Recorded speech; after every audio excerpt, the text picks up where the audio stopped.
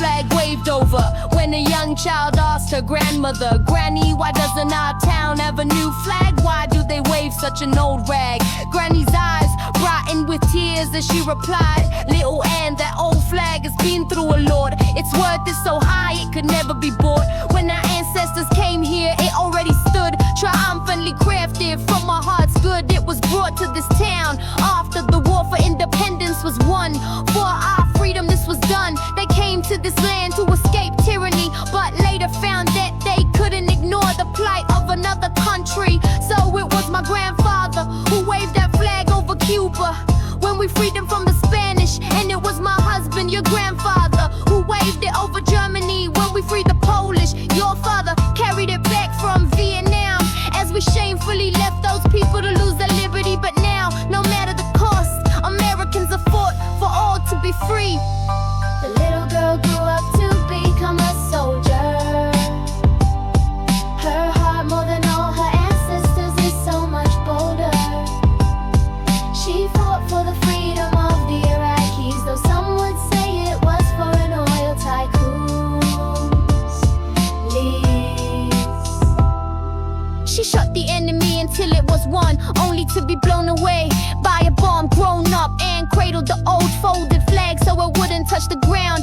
No greater sacrifice could be found. At a funeral her daughter cried. She was reassured her mother died for her country's pride. Granny took her great-granddaughter for a walk to the park where the old flag hung in order to talk. She sat on a plastic bench and the old story began to retell. When in its middle the story lost trail as the old flag was being taken down to be replaced by a new. They walked up and asked what was going on.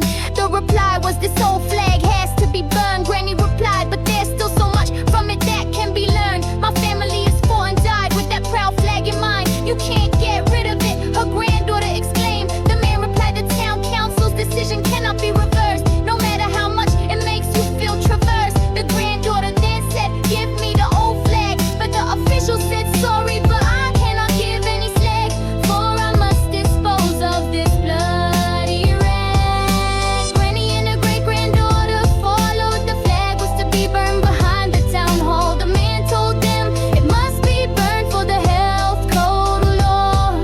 The fire in the bucket was orange as the old flag was cindered. The fire went out, the official left, the great-granddaughter rushed and dug through the ashes. Granny started to tell and laugh too, but suddenly emotionally crashed. She couldn't help but lament, and sacrifice was valued less than a cent. Then she heard the beat of her grave.